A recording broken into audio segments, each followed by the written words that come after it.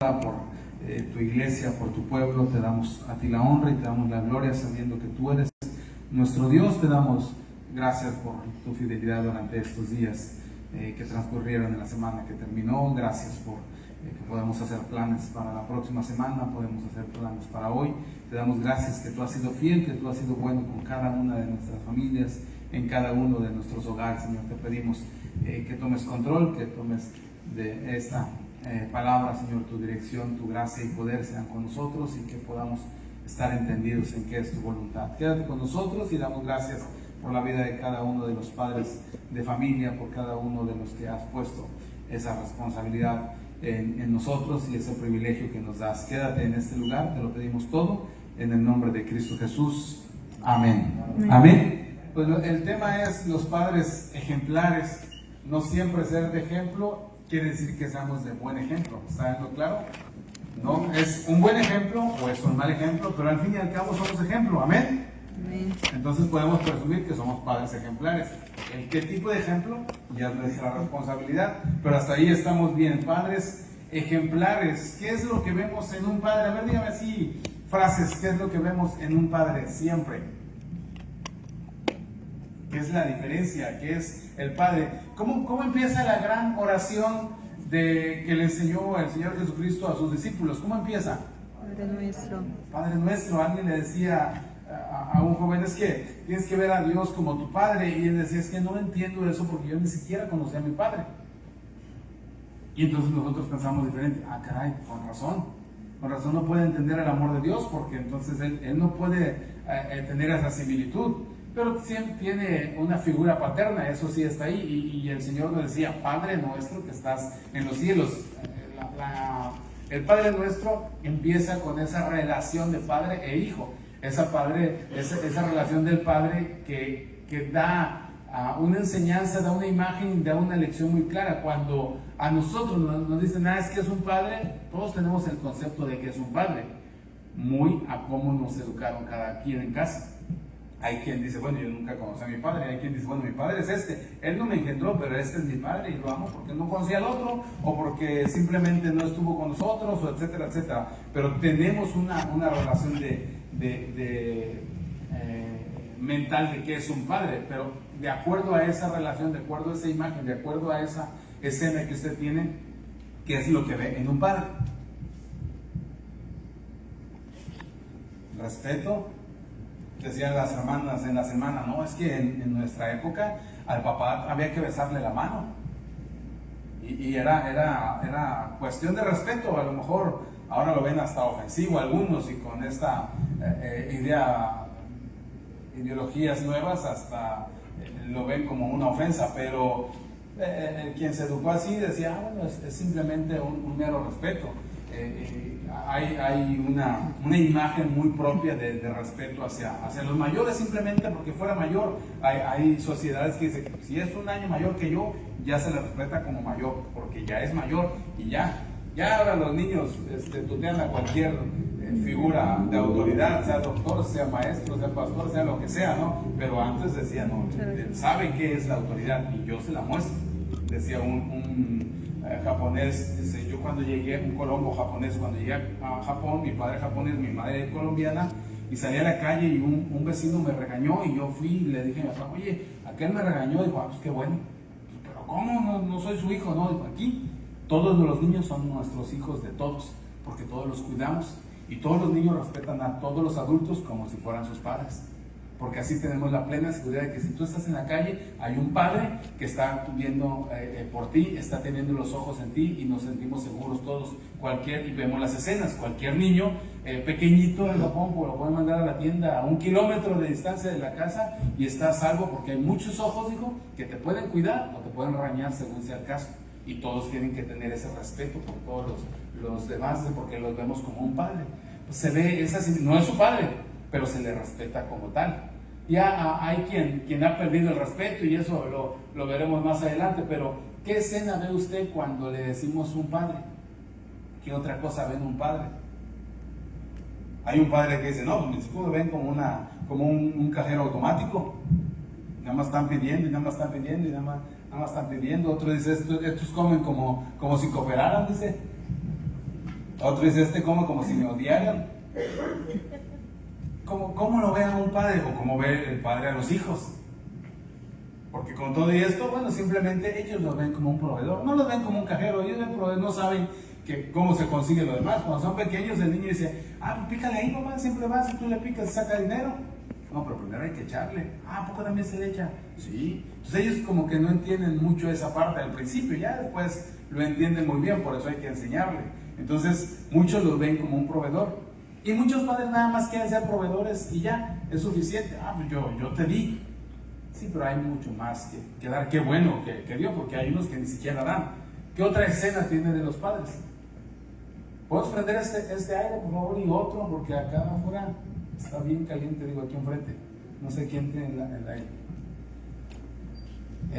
¿Cómo ve a los padres, hermano? ¿Cómo es su escena gracias, hermano? Esa escena de ver al papá. ¿Qué otra cosa ve del papá? Dígame. Autoridad. Que muchos han perdido ya esa autoridad, ¿no? Pero que eso es interesante. Protector. Otra, creo que se los dije en estos días. El primero, hermano, no sirve. Y es otro pendiente, pero no, o sea, sí prende, pero no avienta frío. Algo hay ahí raro. Perdón, hermanos. El caso de los protectores, leía yo un análisis de los que estudian a los que están dentro de la cárcel, y específicamente dice a los abusadores de niños, y entrevistaban a varios y decían, ¿por qué llegas a abusar de un niño? ¿Por qué? ¿O cuál es tu estrategia? Porque tienen una estrategia. Dice, bueno, una de las cosas que veíamos, dice el abusador de menores, dice, si había un padre, lo descartaba. Si había un padre que podía ver por él, lo descartaba en automático, porque había alguien que lo podía defender. Si si había un padre, no nos acercábamos a él. Regularmente los niños que son abusados es porque no hay quien los proteja, porque no hay nadie cerca de ellos, no hay una autoridad paterna, no hay alguien que está ahí. Y cuando hay un adulto varón, en este caso, el abusador se huye automáticamente, y eso nos descartamos. Es más difícil, se da el caso, pero el promedio es menor. Es un padre, es un protector, es alguien que está siempre cuidando de los suyos, en presencia y fuera. Quiere decir que alguien de alrededor, les decía hace unos domingos que Satanás está buscando a quien devorar, y siempre a los débiles, y con más razón a los pequeños. Si el enemigo ve que un padre está en oración y está cerca del cuidado de sus niños, simplemente se aleja, porque hay alguien ahí cerca que va a saltar siempre para defender a los suyos. Otra figura del padre, algo más que se le venga a la mente. Ya, se nos acabó. Proveedor, el que está siempre al tanto. Hay maneras de amar. Hay un libro que se llama, y se lo recomiendo, se llama 5 lenguajes del amor. No sé si quién lo ha leído. 5 lenguajes del amor, ¿sí, hermana?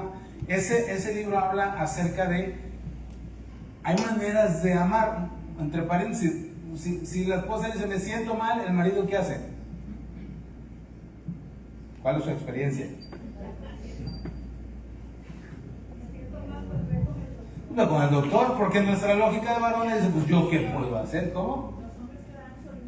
Solución, pues voy al doctor, ¿qué pastilla te traigo? Y ya tomó todas, ya le inyectó todo, pero ella quiere un apapacho.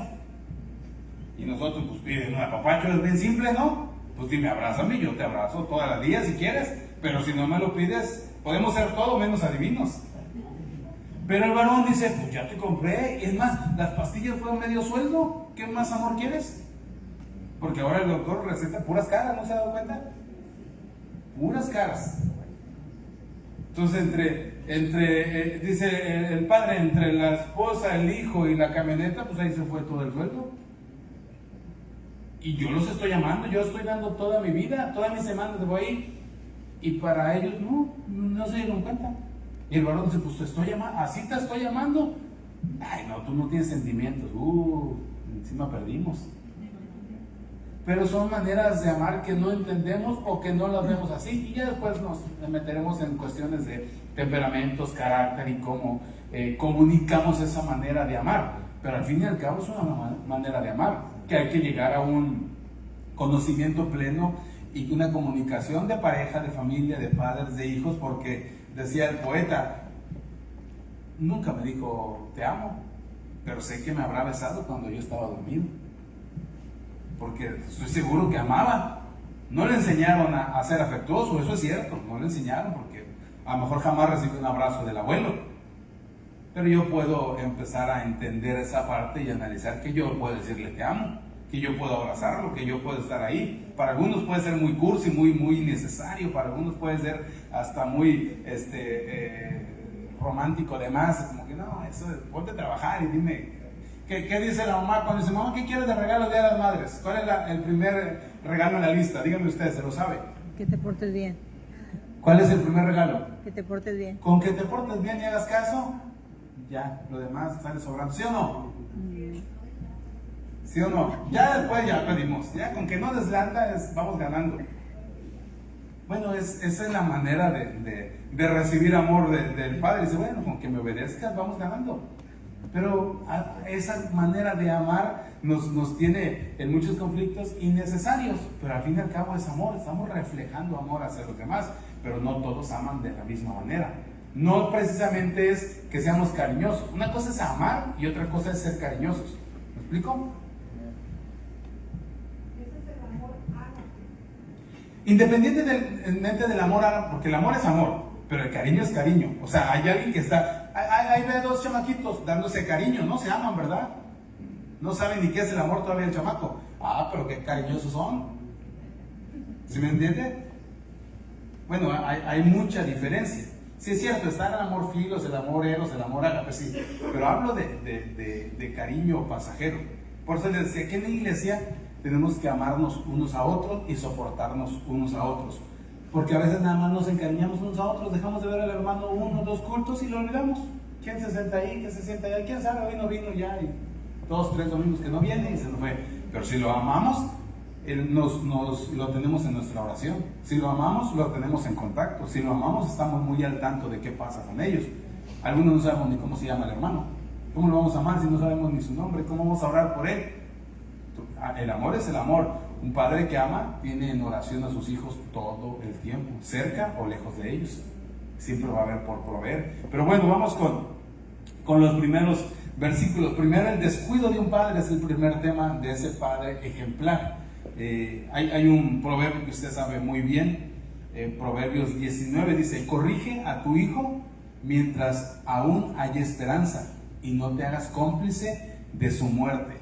Eso está muy serio, eso está muy preciso, pero dice, se lo leo otra vez, corrige a tu hijo mientras aún hay esperanza y no te hagas cómplice de tu muerte. Hay tiempos de corrección, hay tiempos de disciplina. El niño no entiende por qué lo ponemos a limpiar el cuarto, el piso, por qué lo mandamos a bañar 2, 3, 4 veces al día, si con una a la semana sería suficiente, ¿no? ¿Ha mandado a su hijo a bañar cuando huele así agrio? Pero él no se da cuenta, ¿verdad? Él no se da cuenta que huele agrio, se anda bien. Además andan hasta de galanes. Ni ellas se dan cuenta, imagínense cómo las trae. Pero el papá dice, pero ya estás agrio, mijo, ya hueles rarito. Pues me acabo de bañar hace 10 minutos, pues te echaste agua, pero no te bañaste. Y vas para atrás, no pasó el retén. Y otra vez a bañarse. No les gusta, pero cuando entienden el resultado, sí les gusta. Una vez ya de adulto, dice uno, bueno, hay adultos cochinones, ¿verdad? Pero nunca los mandaron a bañar en el retén, ahí no pasaron pruebas. Pero ya de grandes, con razón papá me decía que había que bañarse, con razón había que oler bonito, que son limoncitos y no tienen un buen perfume. El chiste es oler bien, no oler mal. No entienden el por qué. ¿Por qué tender la cama? ¿Por qué limpiar la recámara? ¿Por qué mantener la casa en orden, los trastes? ¿Por qué? Porque es disciplina. Corrige a tu hijo mientras aún hay esperanza.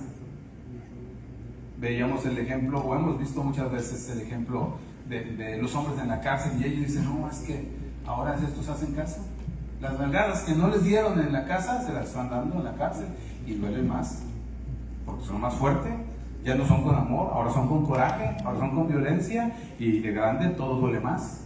Pero de pequeño van a entender, es que no quiero hacer sufrir a mi hijo, es que no No, va a tener que aprender, porque dice, corrígelo mientras aún hay esperanza y no te hagas cómplice de su muerte, porque tristemente muchos padres somos cómplices de todo lo que les pasa a nuestros hijos. Hay quien no, si ya salió de su casa y tuvo la educación suficiente, entonces esperemos que Dios los llame a la corrección, pero no, si no, seremos cómplices de lo que les pase a cada uno de ellos. Seremos cómplices si son flojos, seremos cómplices si son indisciplinados, seremos cómplices si son pobres, seremos cómplices si son como quiera que sea. Nosotros somos parte de esa educación. Hay ejemplos de cada uno de ellos, porque no es su culpa si usted nace pobre, pero sí es su culpa si usted se muere pobre, porque debió aprender de quien tenía a su alrededor, y como padres tenemos esa responsabilidad de hacer lo que corresponde con nuestros hijos. En el capítulo 2, perdón, el libro 2 de Samuel, capítulo 18, le leo estos versículos. Dice: entonces el rey se turbó y subió a la sala de la puerta y lloró, y yendo decía así: hijo mío Absalón, ¿quién me diera que muriera yo en lugar de ti? Absalón, hijo mío, hijo mío. ¿Se acuerda de esta escena? ¿Quién está llorando aquí por Absalón? Su padre David. ¿Y por qué está llorando? Porque acababa de morir, y no murió nada más porque sí. ¿Por qué murió? ¿Se acuerda por qué murió Absalón? Lo mataron los soldados de su padre. ¿Pero por qué lo mataron? ¿Fue injusto? ¿Por qué lo mataron?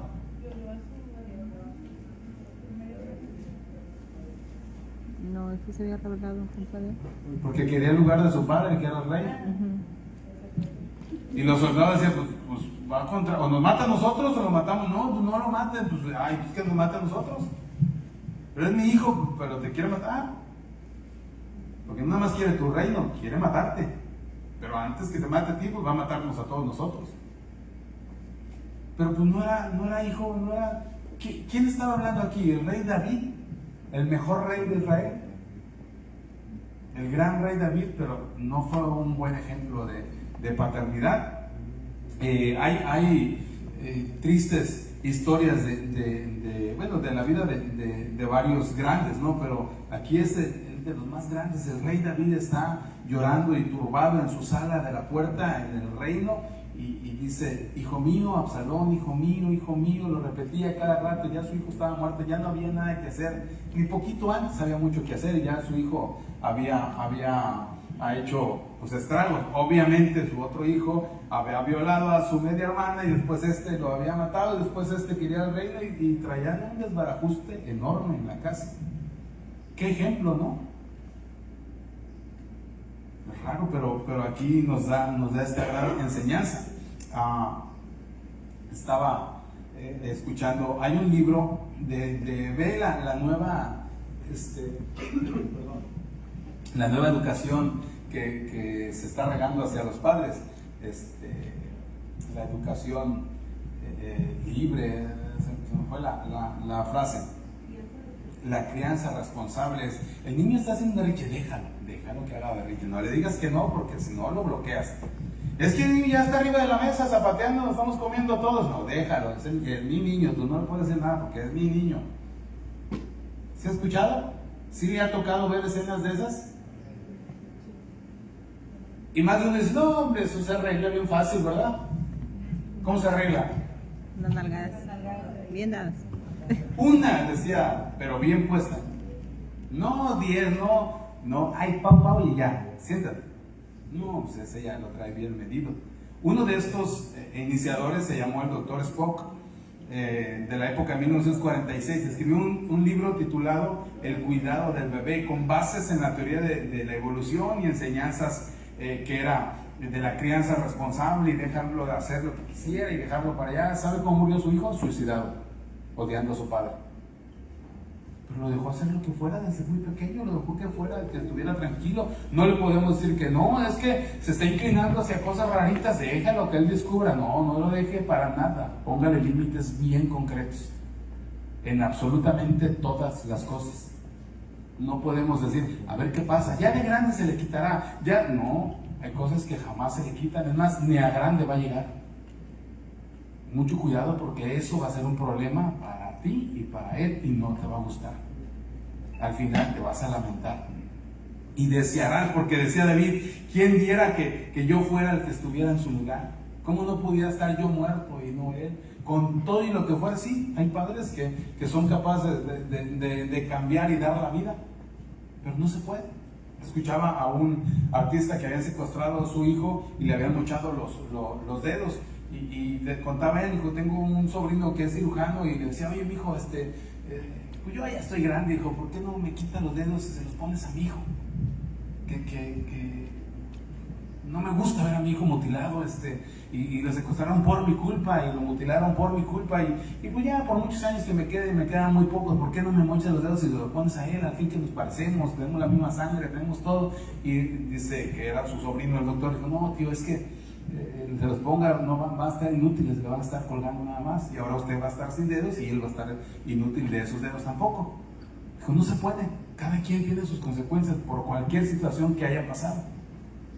Estaba en una conferencia de un psicólogo cristiano y estaba muy buena la plática. Dice: no hay nada más triste en mi vida que me haya pasado que ver a mi hija esposada después de una sentencia de 5 años por vender droga, siendo yo un consejero familiar.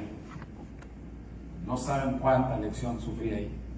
Esperar 5 años a que mi hija estuviera libre. ¿En qué momento? No sé, pero pasó. Eso es algo que tenemos que ver todos los días. Dice la Biblia: corrige a tu hijo mientras aún hay esperanza, y no te hagas cómplice de su muerte. Aunque le duela, aunque le haga berrinche, aunque su hijo no le entienda, aunque su hijo aparentemente lo odie porque lo mandó a bañarse 3 veces, haga lo que le corresponda hacer, corrija a su hijo. Y no sea cómplice ni de su muerte, ni de su cárcel, ni de sus consecuencias, ni de sus enfermedades. Corríjalo mientras tenga que corregirlo. Eso es lo que hace un padre ejemplar. Se puede comprar una casa, pero no un hogar. Se puede comprar una cama, pero no una noche de sueño. Se puede comprar una medicina, pero no una buena salud. Se puede comprar comida, pero no el apetito. Se puede comprar una semana de vacaciones, pero no puede comprar ni un segundo de tiempo. Esa es la enorme diferencia. Corrija cuando tenga tiempo de corregir. Y después, espere en Dios y esperen la cosecha de lo que usted ha sembrado. La segunda es la oración de un padre. Primero era el padre del ejemplo, el descuido de un padre. Ahora es la oración de un padre.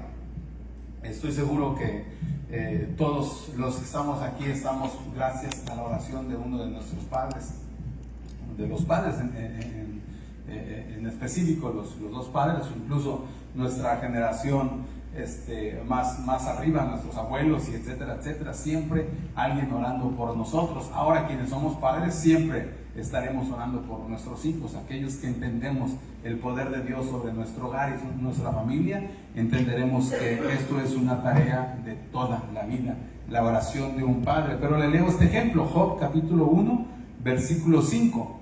Y acontecía que, habiendo pasado en turnos los días del convite, Job enviaba y los santificaba, y se levantaba de mañana y ofrecía holocaustos conforme al número de todos ellos, porque decía Job: quizá habrán pecado mis hijos y habrán blasfemado contra Dios en sus corazones. De esta manera hacía todos los días. Esta es la oración de Job como padre. Dice que celebraban una fiesta con el hijo mayor y estaban todos en el convite, y dice, pero todos los días él oraba por si acaso alguno de sus hijos había pecado. Y fíjese que no me lo imagino tal cual, pero él está, yo entiendo, extendiendo la bendición. Dice, por si acaso se fueron al extremo, porque dice, por si acaso habrán blasfemado contra Dios. No creo que con el ejemplo del padre llegaran a tanto, pero él dice, por si acaso se les ocurrió a estos decir algo en contra de Dios, que no se los tome en cuenta este pecado. Que no vayan más allá en lo profundo, que no se queden lejos de mi bendición, que los cubra mi bendición por sobre todas las cosas. Señor, aunque hayan hecho algo, tenles en gracia todo esto. Y se ofrecía sacrificios y pedía perdón por ellos, por cualquier cosa que haya pasado. Y hay muchas de las cosas que nosotros pasamos y no tuvimos las consecuencias, y yo digo, no tengo duda que fue una oración de nuestros padres. Porque por si bien fuera, me los merezco todos. Y ni siquiera eso me llegó. ¿De cuántas nos ha librado Dios? Hablo de su historia personal. Tendrá una listita que diga, aquí salí libre y las debía y tenía que pagar y sin embargo Dios no me lo tomó en cuenta. Y aquí no, aquí sí la merecía completa y sin embargo no me tocó nada. Aquí no entiendo ni por qué, pero no me fue nada mal, no entiendo. Solamente sé que fue por la oración de nuestros padres que estamos a salvo. ¿No lo creen? Amén. ¿Cuántas veces no nos metimos en líos y salimos bien librados? Y no fue porque somos muy inteligentes, no fue porque somos muy sabios, no fue, y decimos, no, estoy totalmente de acuerdo que me equivoqué y en grande. ¿Por qué no tengo las consecuencias? Por pura gracia. ¿Qué significa gracia? Pagar el merecido. No lo merezco. Hay alguien orando por mí. Aquí Job nos pone el ejemplo enorme. ¿Y cómo terminaron esos hijos de Job? Varios. Qué injusto Dios, ¿verdad? ¿Y cuántos se murieron? Todos. ¿Cuántos eran? 10 hijos. Y no se murieron así. Pero vaya conmigo a Job capítulo 1, por favor, para que no se quede con la duda. Y cuando le pase algún problemilla, acuérdese de la vida de Job.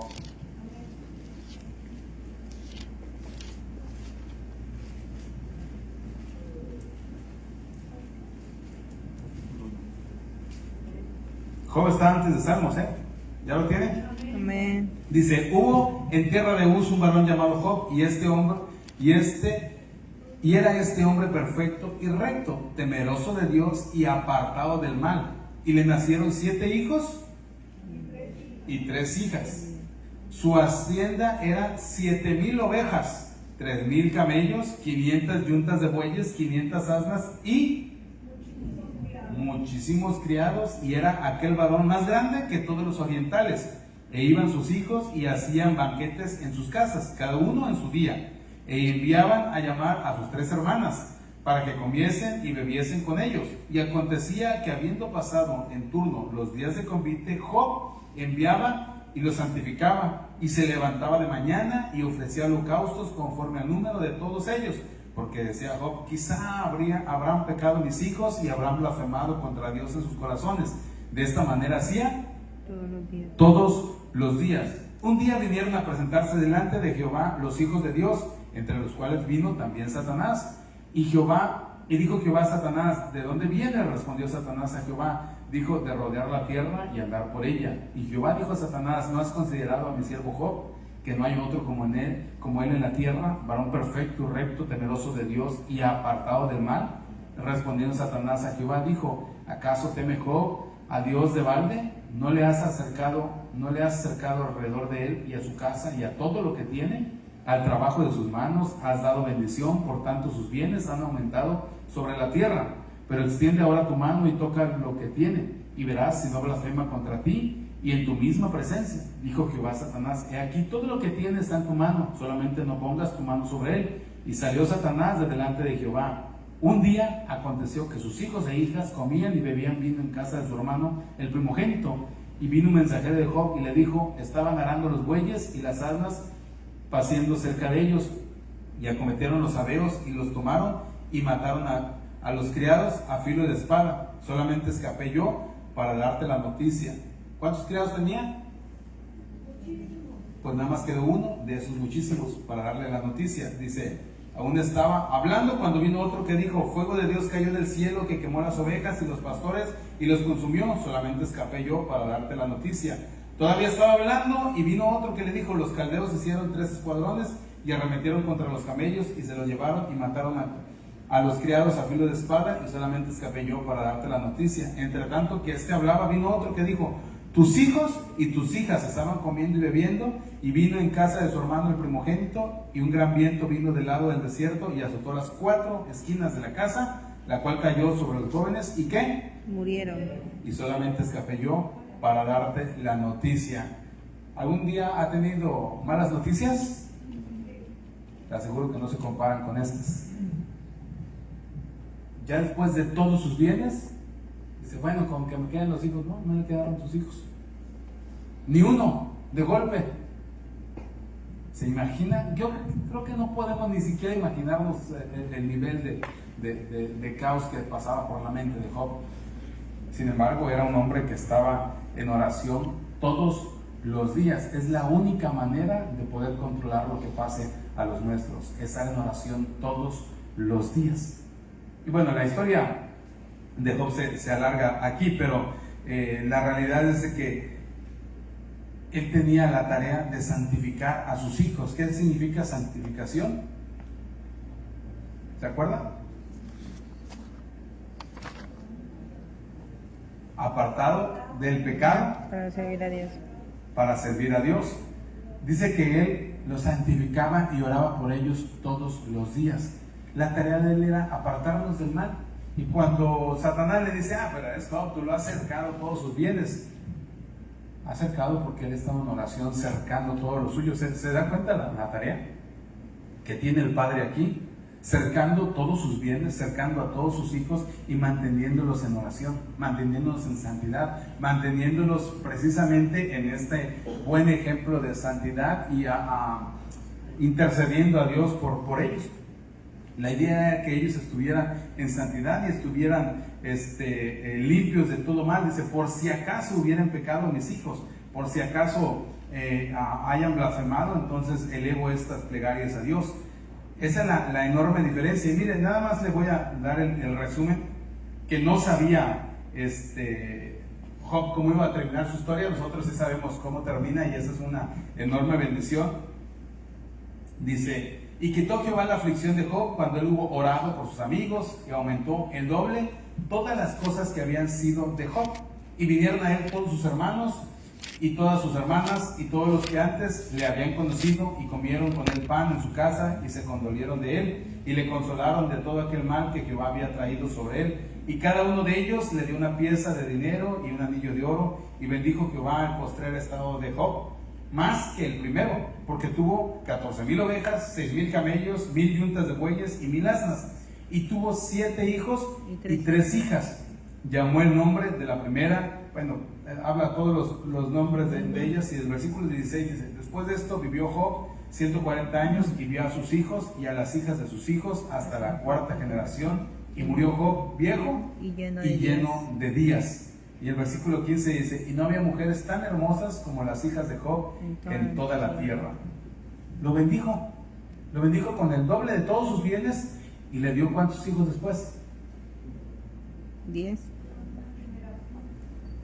Otros 10, y vivió para contar todo esto. Alguien dijo, ¿y por qué no les dio 20 hijos y le dio todo doble?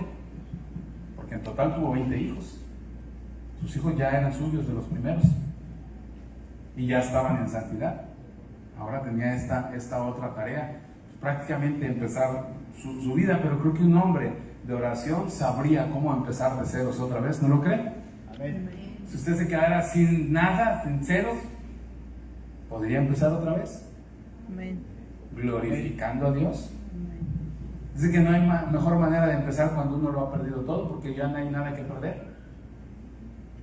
A veces se empieza en ceros y a veces se empieza en menos ceros, que eso es más grave. Dice, no, aquí él sabía cómo empezar de nuevo y Dios lo bendijo, porque la clave estaba en la bendición de Dios sobre su familia. Pero dice, y se levantaba de mañana y ofrecía holocaustos conforme al número de todos ellos, porque decía Job, quizá habrán pecado mis hijos. Los hijos van a pecar y se van a equivocar y van a cometer locuras muchas veces. Entonces requiere de una oración según el carácter y según la actitud y según la historia de sus hijos. ¿Cree que merezcan una oración? Cada que me acuerdo de mi niñez digo, creo que necesitan doble oración, porque si uno se metió en las que se metió, no quiero que mis hijos ni siquiera estén cerca de ellas. Y por eso hay que tener esa comparación con estos hombres que fueron un gran ejemplo, la oración de un padre. Y ahora el amor de un padre. También un versículo que conocemos, dice Lucas 15:20, y levantándose vio a su padre, y cuando aún estaba lejos lo vio su padre, y fue movido a misericordia, y corrió y se echó sobre su cuello y lo besó. ¿Se acuerda de quién fue este padre? El padre, El padre del hijo pródigo. ¿Qué había aquí? Esa historia, obviamente refleja el amor del Padre Celestial, obviamente refleja esta misericordia de Dios, que no importando cuál fuera la situación del hijo pecador, despilfarrador y ajeno a las cosas buenas del hogar y se alejó, el Padre siempre estuvo esperándolo. Y no nada más esperándolo, dice, y cuando aún estaba lejos lo vio su padre y fue movido a misericordia y corrió y se echó sobre su cuello. Esta es la misericordia. ¿Qué quiere decir? Ya vimos la gracia. ¿Y la misericordia?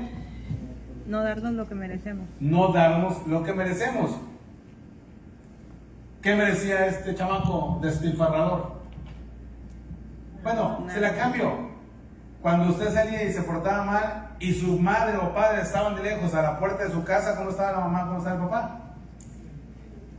Movido a misericordia, ¿verdad?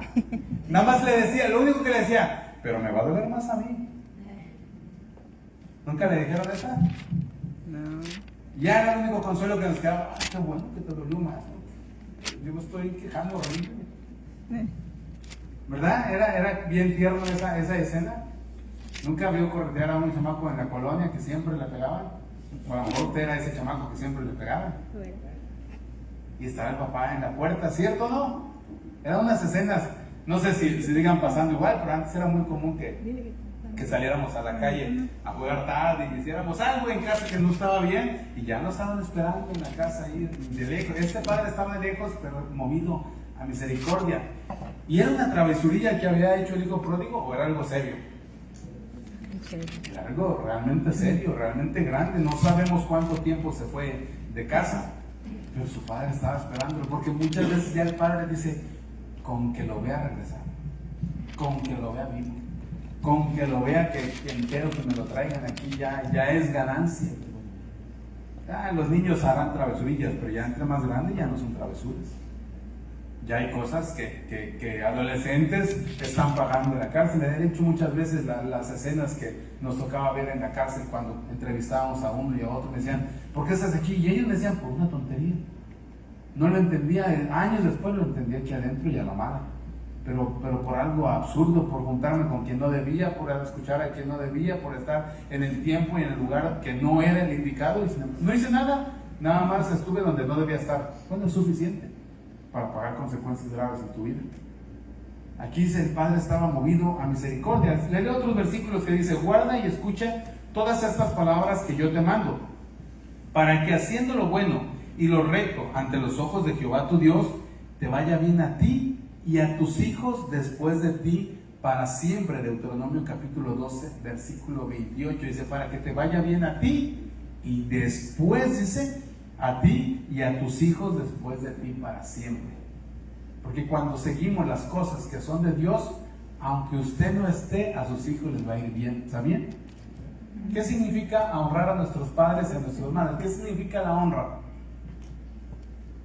¿Qué quiere decir honrar a nuestros padres?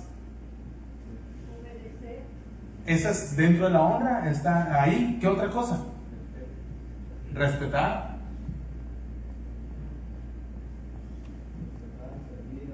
Servir, atender, hacer sentir bien, hacerlo. ¿Hasta cuándo debemos honrar a nuestros padres? ¿Toda la vida de ellos o toda la vida de nosotros? De nosotros. Los que ya no tienen padre ya nos van a honrar. Siguen honrando y dicen, honramos su memoria, porque esto me lo enseñó mi padre. ¿Lo han escuchado así? O a veces hasta decimos, bueno, este era su deseo. Ya no se va a dar cuenta, pero voy a honrar su memoria y vamos a cumplir su deseo, porque esto era así. Claro, él ya no va a saber, ya está con el Señor, ya partió, pero seguimos honrando. Honrar quiere decir esto. Por eso el versículo aquí dice, para que te vaya bien a ti y a tus hijos después de ti. O sea, cuando tú ya no estés, y a ellos les vaya bien para siempre, porque ahí va a estar la honra. Cuando tú los educas bien, ellos te van a honrar, aunque tú no estés. Esa es la enorme diferencia. Proverbios 20, camina en su integridad el justo, y sus hijos son dichosos después de él. El justo, el que hace las cosas correctas ante Dios, va a ser justo, y su descendencia va a ser justo. Dice, no hay justo desamparado ni de su descendencia que mendigue pan. Porque ahí está la bendición de usted sobre sus hijos. Depende cómo usted reaccione ante las cosas de Dios. Éxodo 34, que guarda misericordia de millares y que perdona la iniquidad, la rebelión y el pecado, y que de ningún modo tendrá por inocente al malvado, que visite la iniquidad de los padres sobre los hijos y sobre los hijos de los hijos hasta la tercera y cuarta generación. Aquí es al contrario, el que no quiso nada con Dios hasta la tercera y cuarta, pero también el que quita esa maldición. Si usted rompe con esa maldición, dice, entonces Dios te bendecirá a ti y a los tuyos. Lo que haya pasado nuestros padres, nuestros abuelos, bueno, eso usted lo puede entender si ya tiene la palabra de Dios frente a usted, y ahora recibir bendición para usted y para los suyos, dice, y para cuando aún usted no esté. Dice Deuteronomio 4, por tanto, guárdate y guarda tu alma con diligencia, para que no te olvides de las cosas que tus ojos han visto, ni se aparten de tu corazón todos los días de tu vida. Antes bien, las enseñarás a tus hijos y a los hijos de tus hijos.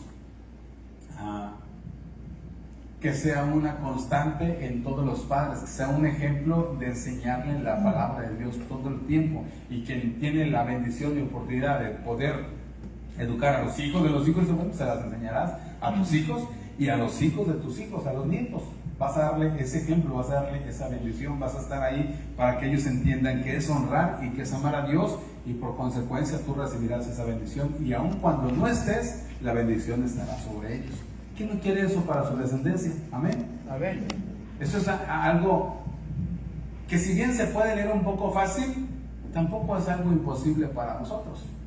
Porque dice, bueno, está bien fácil leerlo, pero vivirlo, bueno, viva un día a la vez.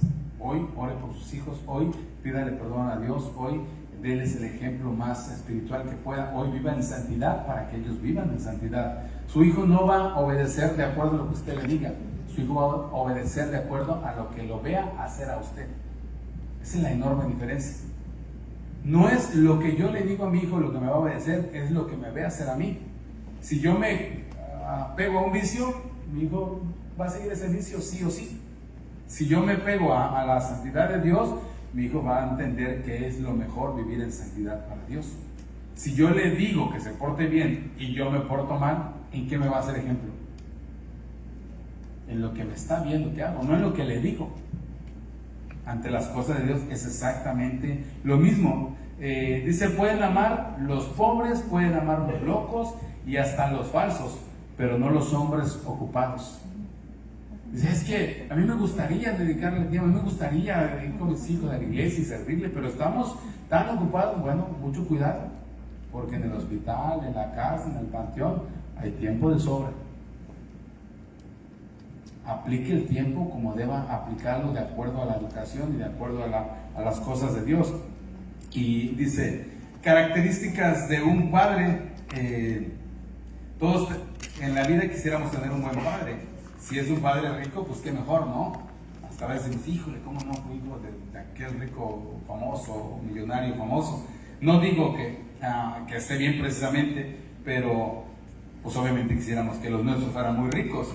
Lo aprecian más que a un padre pobre, eso no hay duda, porque por ahí dice que un pariente pobre siempre es un pariente lejano, ¿no? ¿Cómo está? Bueno, un padre pobre, pues como que no se presume, pero un padre rico, sí es fácil querer ser como él. Un buen padre debe ser un buen proveedor, un buen ejemplo espiritual, un buen ejemplo físico, un buen ejemplo también de las cosas que no se ven, pero que están presentes todos los días en el hogar, porque hay diferentes tipos de ejemplos que podemos palpar o ser tangibles, que podríamos tocar, por decirlo así. El ejemplo del proveedor, bueno, podemos tocar el dinero, ahí está la bendición del Señor sobre el Padre, pero el ejemplo del testimonio, el ejemplo de la santidad, el ejemplo del servicio a Dios, el ejemplo de estar ahí, eso es más grande que cualquier otra cosa. Dice Mateo 18, que podría entenderse muy bien aquí hacia los padres. Dice, y cualquiera que haga tropezar a alguno de estos pequeños que creen en mí, mejor le fuera que se le colgase al cuello una piedra de molino de asno y que se hundiese en lo profundo del mar. ¿Se entiende el mensaje? Dice, hay de aquel que se atreva a hacer tropezar a uno de estos. Y esto aplica para absolutamente todos. Pero si yo soy la autoridad en el hogar, de todo tipo de autoridad, en especial la autoridad espiritual, me corresponde a mí no ser un tropiezo para ellos. Me corresponde a mí no solo ser un buen ejemplo, no solamente entender que es un mal padre, un padre descuidado, o no nada más entender la oración de un padre, o no nada más entender el amor del padre, sino aplicarlo al diario vivir. O sea, si yo le estorbo a mi hijo para que le sirva a Dios, entonces el versículo aplica para mí. Cuidado, dice, hay cuidado de cualquiera que haga tropezar a alguno de estos pequeños. Por eso el versículo que leíamos al principio, que decía el proverbio, corrige a tu hijo mientras aún hay esperanza y no te hagas cómplice de su muerte. Corrígelo, enséñale, dale el ejemplo, dale el mejor testimonio que puedas. El concepto que el niño tenga del Padre Celestial es el producto de las experiencias cotidianas con el Padre que tenemos presente, ya sea de sangre o no. Tenemos un padre, una figura paterna ahí. Bueno, cuando le entendamos o le queramos explicar para que entienda el amor del Padre Celestial, primero va a ver el amor que nosotros le estamos dando a él, con toda la disciplina, con todo el amor y con toda la espiritualidad. Está entendible. Corrige a tu niño mientras aún hay esperanza y no te hagas cómplice de su muerte. Qué bueno, es una bendición para todos ser un padre ejemplar, pero un padre de buen ejemplo. Amén. Padre, gracias por tu palabra, gracias por tu amor, gracias por tu paciencia para con todos nosotros, Señor. Te pedimos que nos guíes en cada área de nuestras vidas, Señor. Gracias por el privilegio que nos das de poder ser educadores, de poder ser proveedores, de poder ser oradores para que los nuestros estén en santidad, Señor. Oramos por cada uno de nuestros pequeños, oramos por cada uno de nuestros padres, oramos por cada uno de los adultos que son de ejemplo, Señor. Queremos ser de buen ejemplo para quienes nos rodean. Queremos ser una figura paterna no solo para nuestros hijos, sino para los que nos rodean, y tenemos el privilegio de tener un buen testimonio en sus vidas, Señor. Gracias por tu palabra, bendice a tu pueblo y esperamos tu obra en este lugar. En el nombre de Cristo Jesús, te damos las gracias. Amén.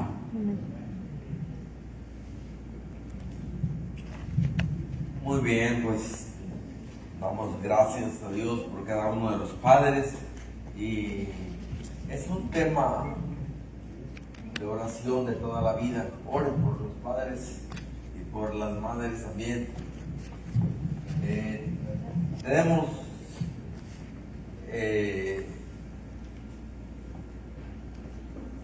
un tiempo de oración todos los días a las 6 de la mañana y a las 10 de la noche. Temas interesantes por qué orar.